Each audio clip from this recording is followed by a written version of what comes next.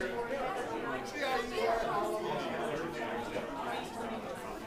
you all for joining us here to honor our Congressman, John Doolittle. This is a kind of a happy occasion, and some of us are not so happy with what's going to happen next year, but that's life. It goes on. And I'm sure John will stay involved and do a lot of good things still for his community as he's done for us in the past. And I'll reserve my rights to talk about that in a little while, but I am not going to introduce everybody here today because that just wouldn't be right. We're here to honor John, and we're going to stick with that. So Rusty was the first one here that was missing. Rusty Dupre got a call and had to go out and do something with his father, so we hope that turns out okay. He's been having a rough time. So our first speaker this afternoon is George Osborne, the Honorable George Osborne. I think he's on the EID board or something like that, and they've got more money to build sewer line, or more money to build. No, you're in the water business too, aren't you? You got some for a sewer line too, didn't you? Yeah, a couple of dollars. I think you got more money than we did for roads. I don't know. Anyway, George Osborne.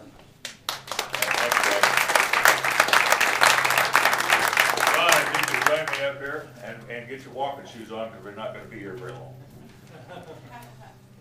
Okay, you know, I had this whole laundry list of things that John has done for us, for the district and for the citizens of this community, that I could go on and on for a long time, and Laurel said keep it short, so I said I'll keep it down to 30 minutes, and that was a deal. Well, anyway, I can just tell you that even as of last week, John Doolittle has been interceding for us with the federal government, trying to come to resolution. Now get this, we have to drain Caples Lake because we got to fix the dam. And not the dam is fine, but the outwork, the release works don't work right.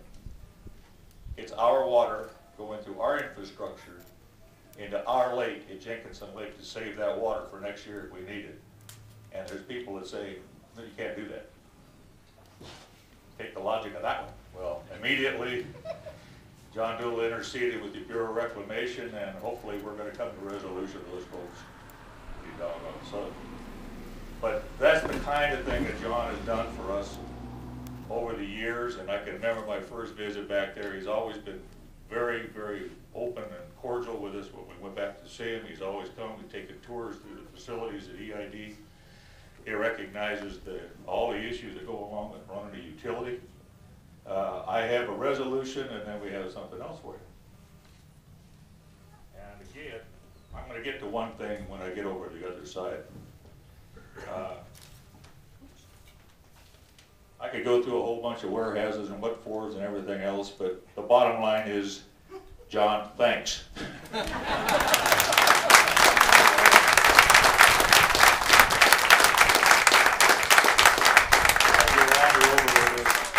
Set of pilings over here.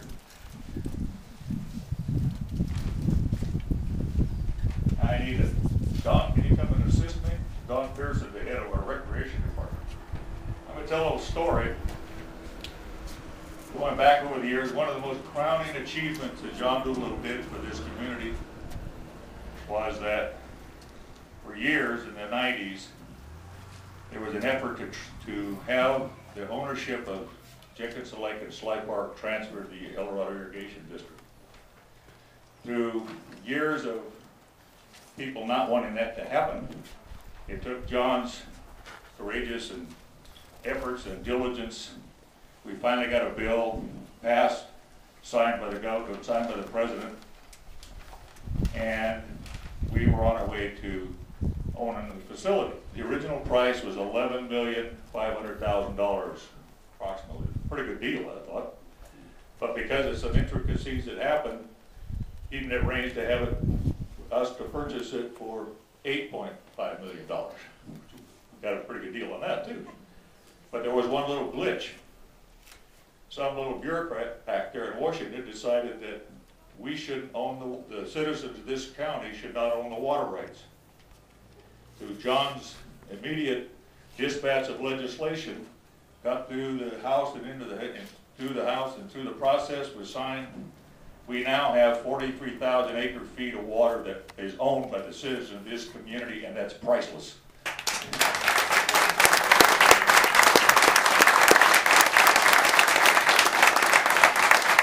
Now, in recognition of having said all that,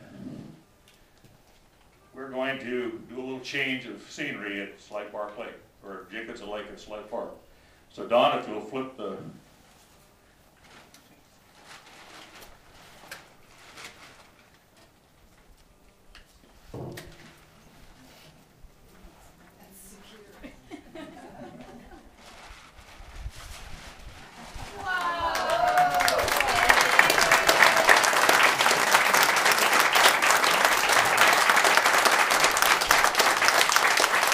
look at the bottom, you'll see what it used to say, and as of this afternoon, that's what it will say, because this is the actual sign that belongs to it right at the boat ramp. And next to that will be a plaque that this boat launch is named in honor of Congressman John D. Doolittle, who led the effort to transfer Slide Park Recreation and the associated water rights from the federal government to the Dorado Irrigation District, thus creating long-lasting benefits for the residents of our county. Thank you.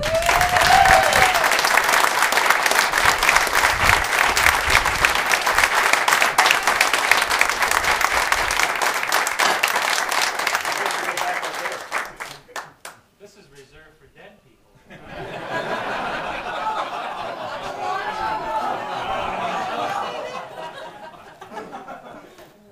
I'm very honored. Never had anything like that before. I had no idea. Thank you. Thank you for your leadership to make it possible to get it transferred to you. Well, it wouldn't have happened without you, John. We all know that.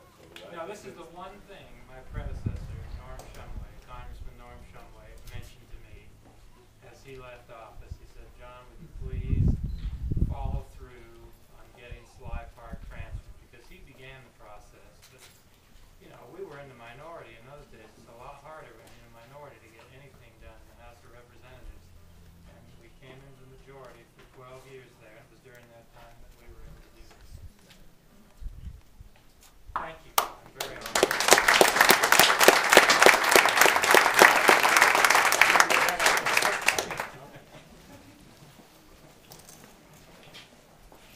Okay, John, our next speaker or presenter today is Carl Hagan, the current mayor of the city of Placerville. Carl? Thanks, Jack. When someone indicated to me, or several people, I got an email and some information about a meeting today honoring John, and I'm thinking, that's going to be a long meeting. There's a list on the back of your program on a number of items that John's been instrumental in bringing to this area. Since I've been on the city council for 4 years, I've met in at least three trips back to DC, and I've met John in his office a couple times. And the key thing that I find, not the amount of money, but his openness, his willing to listen to what we've got to do, and his knowledge of this area. When we talk about Western Placerville Drive, we talk about Missouri Flat, and we've done presentations for both of those. We talk about our wastewater treatment plant. We talk about Goldbug Park, whether it's $50,000 for a roof or some additional money to help with the restroom facility, whatever it is at this park. And that's what I thought the sign was going to be. But it was the John Doolittle, John Doolittle Park. I'm sorry, John Doolittle Goldbug Park. But I really like the post and stuff. If you can leave that here, I know you've already dug a little ground, so let's leave that there so we can just fill in a couple of blanks. I'm sure our Parks and Rec guy would really love it. But the main thing is John is open, understands what's going on, and welcoming. Whether it's we need a ticket to go see the White House or whatever it is, I mean, it is available. He knows who you are. He knows you're from the local area.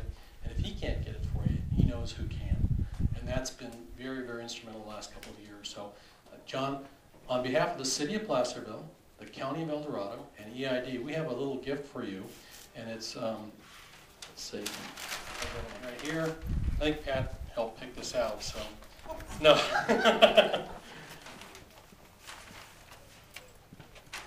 It's a little picture of the of downtown Placerville. That's the way a lot of people would like to see it today.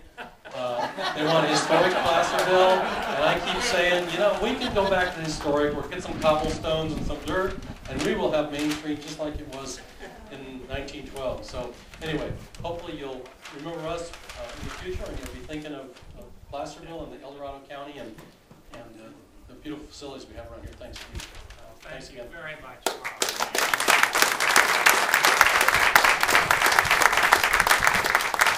All right, and with a great deal of trepidation, our next speaker, none other than the Pat Cook.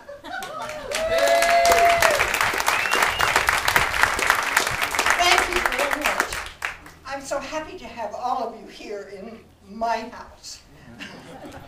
I really appreciate it. Now, you know that when you're dealing with congressmen and the like, whether they're on the state level or the federal level, they have a very special person in their office who blocks the way if you think you're going to get past and get in there in some kind of favor. And this young lady here, Martha Franco, if you have ever called John's office, this is the first one that answers. And she'll say, no. She is tough. She is tough. Now, I've known Martha, 5, 6 years, something like that. And I tell you, this lady is charming. She's wonderful, and she has worked for John for 24 years. Now, he was a state legislator at one time, and now in the feds, but I had to do something for Martha.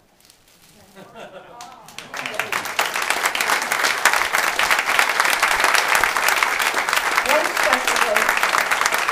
There's only one special lady to work with John, that's for sure. Get out of the sun, will you? Okay. Now, I've been back to see John 5 or 6 times in Washington, and it's always been a particular treat. But you know, I have to say, John, thank you. But thank you is really not enough. It doesn't show the gratitude, the appreciation that we all feel. You found us. You found Goldbug Park. And I know how you found it, but never mind. Yes, I did. It was easier just to come and see us than resist the... Of course, I got him when he was in the state legislature. That was his first time out. Yeah. Okay, now, all of this infrastructure here is T funding. And of course, that's the pathways, the parking, the curbs, all of that, the roadways. That's federal funding. And then we had some requests. We wanted to save the little house up at the end of the street here, the Maher house. And we got $50,000 to put a roof on it. And John was responsible for that. Now, the city wasn't too sure. Well, never mind.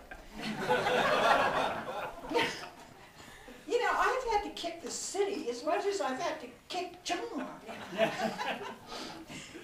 Now, the next thing that came up, of course, was our bathroom situation, which really stunk. Okay? I mean, it was a doozy to try and get around because there was no sewer line in here. No sewer line. And then they started building houses out beyond the park. They had a sewer, but we didn't. And so, you know, I got on my knees in Washington with John. What I did was I presented him with a chocolate bathroom, you know. And he came up with $200,000. $200,000 to put that sewer line in and get our little Dakota. Now, we got a new building up there. A couple of you walked up there and said, well, I can't get in. You're right. I got the key.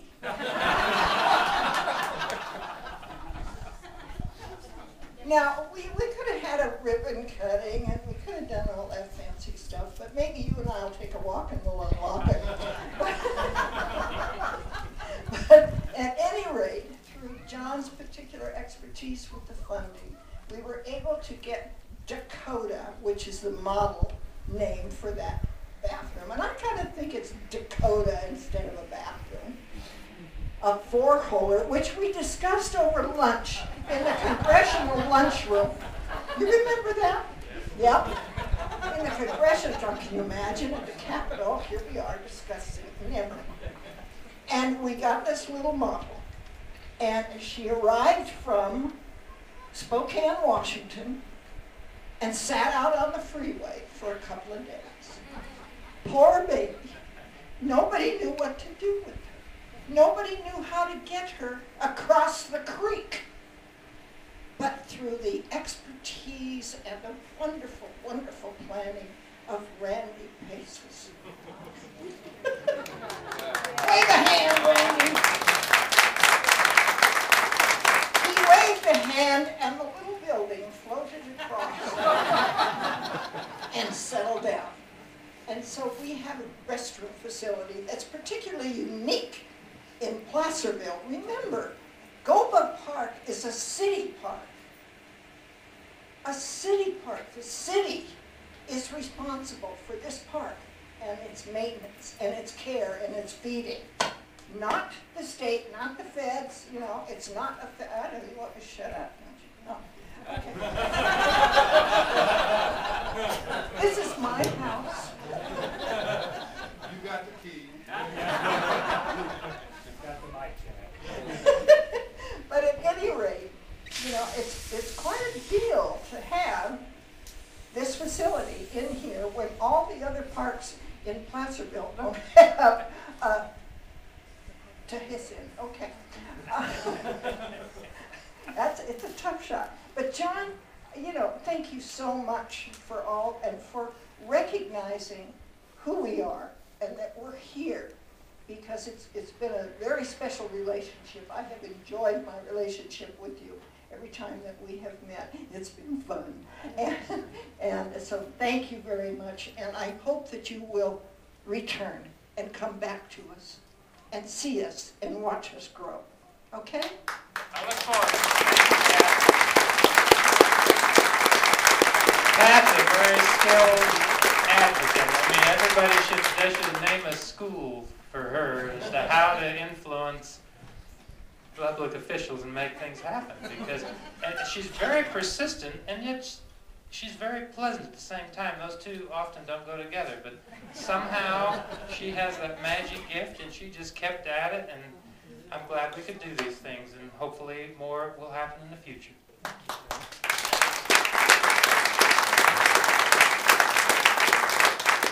So as you can see, having read the program, that kind of gets down to the bottom. I'm the bottom. I had quite an experience in 1984. I'm going to be a little personal. I was running for supervisor, and a gentleman who had caused some controversy in Sacramento was running for state senate against a man that I had gotten to know and thought quite a bit of, so I campaigned for the incumbent. And this young man from Sacramento campaigned for my opposition. And I won, John won. And a common friend of ours invited us to a fundraiser for John after the election. And I was very careful to stay rather inconspicuous, or tried to. I was leaning against the bar in this place. John walked in the door past some of his most significant donors and saw me and just walked right up and said, "You are the last person I expected to see here." And I said, "Well, John," I said, "we have a new adventure. We both have a lot of common constituents to serve. And you know what? Those words have rang true and true and true. And John and I have had a friendship in serving our constituents and a relationship. Everyone should have this kind of a relationship with their elected officials. It's too bad that our country is so big, our system's so big that we can't. But John has been so responsive to our community. We've made these sojourns to Washington, D.C., and I often wondered why, because John already had the answers, and we could have saved the airfare, because I don't think he ever came out to California that he didn't show up in El Dorado County. I really don't. I know from talking to Helen, we've had him out to Grizzly Park and looked at some of those places that we were trying to get something built for. And his familiarity with the county, with the people in the county, has always amazed me. How you can be in Washington, D.C. and still do that. A little recap, maybe you don't remember, but John was elected as our state senator in 84, served 85, went into the federal legislature, I think in 91 in the 14th district, and then with the change of the census, it got renamed to the 4th district, 92, I guess, 93. So he's served us for those many years, and I just, you know, look at the back of the agenda today. That's some of what he's done for El Dorado County, for EID, for the people of Placerville, for Goldbug Park. So you name it, John's had his finger on it. I think one of the things that will go down in history is over the years he tried to help us with the SOFAR project, was a staunch supporter. We've tried to work together to talk about having an Auburn Dam. People are starting to talk about global warming, and they're starting to talk about the need for water, and there are still those that think we can do it by conservation, but we probably can't. What John and I have both talked about is that we ought to have 10-year water supply stored in these mountains someplace, but I think someday, John, that people will remember that you were the guy that kept sticking up for Auburn Dam, and thank you for that, and thank you for all you've done for this county. And I'll give the mic to you, but thank you very much for your service.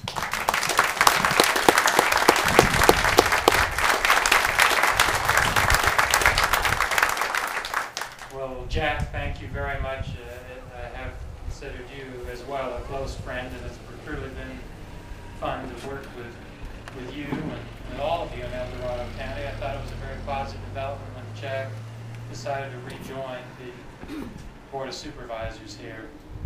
And it's to his leadership and Helen's and Rusty's and all of the 5 who were there and made it happen, to the people who worked behind the scenes to make it happen, you know. But you had such difficulty dealing with the lack of the general plan. Finally, through hours and hours and hours, years of labor, you finally made that happen. And I just congratulate you. This community is on the ascendancy. It's fun to watch now as you know, these amazing things are happening in El Dorado County. It is ultimately the people that make the difference. George, thank you. EID has been, you and your colleagues have been tremendous. It's been fun to work with you, with, I guess, all of us here work together in one way or another. I remember Jim Webb when he was running the Auburn Journal, and then came over here and took over the reins at the Mountain Democrat. Has been here quite a while. It's wonderful. I've appreciated the fairness in journalism that's been practiced by the Mountain Democrat. It's certainly almost the rare exception anymore in my experience, both in California and Washington, D.C. It's been a privilege to be your representative. You know, when I first ran for the job, I'll admit I didn't understand, like I do now, what was involved in it. But the federal representative is sort of a unique creature. Technically, the federal representative is a representative for the entire state that elects him. Now, you don't think of that often because I'm elected, as we all are, by district. So we really do represent more than just the district. And if you read the Constitution, you'll see some rare instances where that is explicit and comes into play. this is the most rural congressional district in the state of California. And it's very diverse. We are the ones that have the water. We need infrastructure. That's the single greatest need that we have. And as I came to understand that, I tried to deliver as much of it as I could. Right now, there's a fad, a political tactic going on in Washington, D.C. to try and demonize this sort of activity, refer to it as earmarks and as bad. There's nothing bad about it. This is how it's supposed to work. And the federal representative, because he is elected by a relatively small area as opposed to, say, a U.S. senator who represents the entire state of whatever state he or she comes from, has sort of a unique opportunity to be the mediator between the local communities and the United States government with an end to trying to help fulfill the legitimate needs of the communities.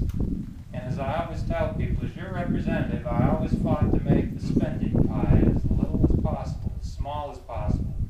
But once the size of that was determined, and it's determined in the budget resolution that passes each year, then I always fought for as big a piece of the pie as I could get for the 4th Congressional District in the state of California.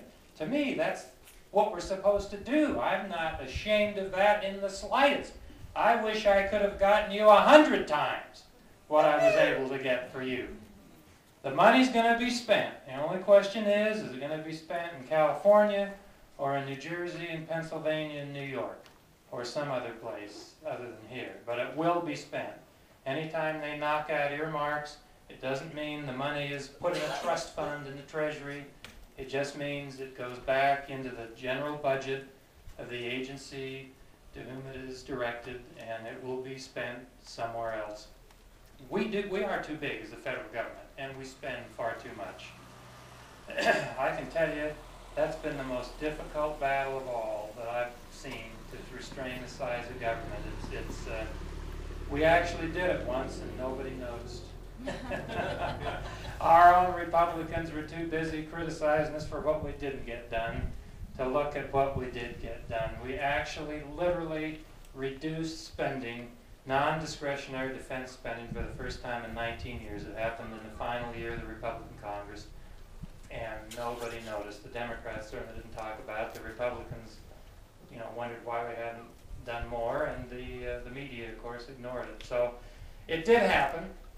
And it will be a long time before it happens again, it seems to me. I hope we can make it happen sooner. But in the meantime, and whether it happens or not, we need to keep being effective advocates for our communities. This is a pretty good time for me to leave. There's a lot of good things that we've gotten accomplished. As Jack said, there's always, life goes on. There will always be a representative of the 4th Congressional District, and whether you're in the 4th or the 14th or whatever it ends up being, you'll have an elected representative who will carry on the work.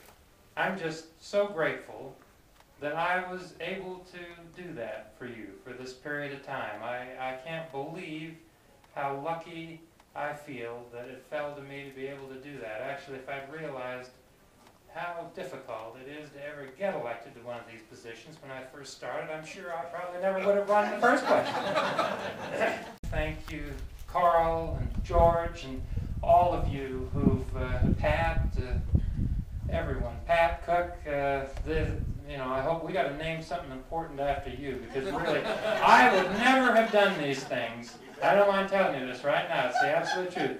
I would never have done any of this without Pat Cook. It wouldn't have happened. I wouldn't have known about it. Odds are I never would have seen this place.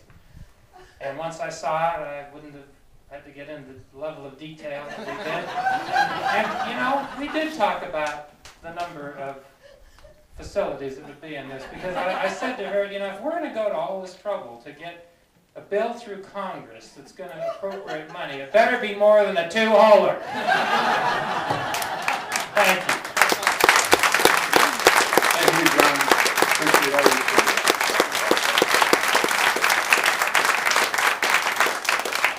Well, that's for the good of the order. John's gonna be available here for a little bit. Years and has worked tirelessly in a number of events, including this, and I thank you, Laurel, for what you've done all this time, and especially for your wonderful contribution today. Thank you. Before we go to